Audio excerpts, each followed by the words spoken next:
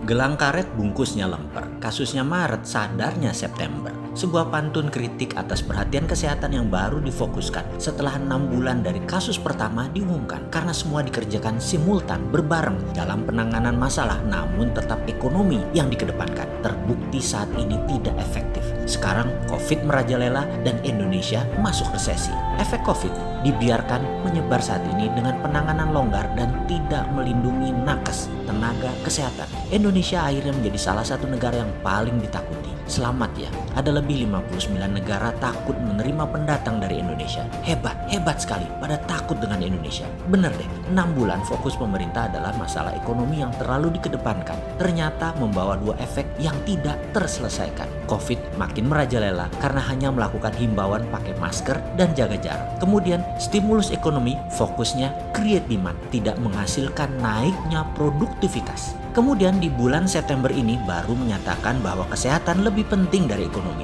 Walah Pak, kemana aja bos selama ini? Pembisikmu mah memang kerjanya nyari duit. Kok bisa ya percaya sama pembisik yang ujung-ujungnya duit? Anggaran digelontorkan. Wih, efektivitasnya nanti terlihat kalau kuartal 3 dan kuartal 4 pertumbuhannya minus. Berarti sampean dibohongi anak buahmu bos. Gak kapok-kapok ya percaya sama pendapat. Bukan data lapangan yang valid yang telah dianalisa oleh pakar. Masa semua keputusan pakai common sense sih memutuskan ya begini jadinya. Masa orang percaya juga dengan info netral kita yang hanya bisa membantu lewat udara ini. Kalau Desember nanti, tahun ini 500.000 orang yang terpapar COVID, piye jal, rumah sakit penuh dan ekonomi pasti tidak naik alias datar. Bahkan ada yang bilang turun terus sampai 2021 kuartal 2 alias 1 tahun negatif pertumbuhan ekonomi dan COVID belum terpecahkan. Bahkan setelah vaksin dapat di bulan Maret 2021 juga tidak selesai karena untuk mengcorner COVID yang bisa memberikan pertahanan lingkungan minimum 40% populasi divaksin. Artinya 100 juta penduduk Indonesia. Kalau satu hari 1 juta orang divaksin sejak Maret 2021 harus 100 hari baru tercapai 100 juta populasi. Apa mungkin 1 juta orang divaksin per hari? Bagaimana kalau 100.000 per hari yang divaksin? Maka 1.000 hari baru mencapai 100 juta penduduk. Itu 3 tahun bos. Jadi COVID tidak hilang sampai akhir masa jabatan.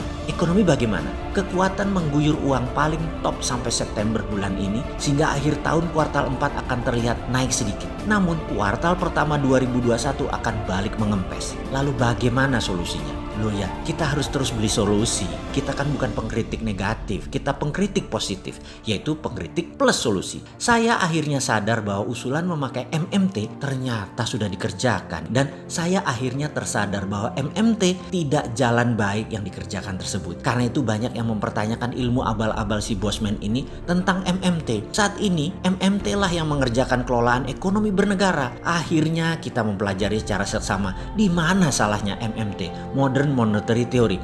Akhirnya ketemu juga di mana salah MMT itu. MMT yang dipakai ternyata MMT Menteri Multitalent. Eyalah, tak kira ilmu genah yang terbukti di banyak negara jalan baik seperti di Tiongkok dan di Amerika di dalam menciptakan produksi dalam negeri dengan basis mencetak uang. Cetak uang yang berbanding lurus dengan jumlah produksi barang dalam negeri. Sudah ya, jangan bolak-balik bilang inflasi. Yang bilang inflasi hanya buzzer yang gak punya ilmu. Inflasi gak ada kalau ada produksi. Makanya tanya produksinya mana, bukan printing money-nya mana. Faham? Wahai buzzer, bener deh. Yang ada MMT yang dipergunakan selama ini hanya menciptakan keuntungan bagi oligarki dan global trading menjual tanah air. Tak kirain buat rakyat jelantah kita-kita ini. Ternyata buat elitis. Apa sih? Jadi solusinya gimana? Ya pakai MMT yang bener. Balik ke laptop. Langsung ke UKM produksi. Pakai digital database. Peserta peminat daftar di web. Semua data digital. Dan buat semacam BPPN dulu.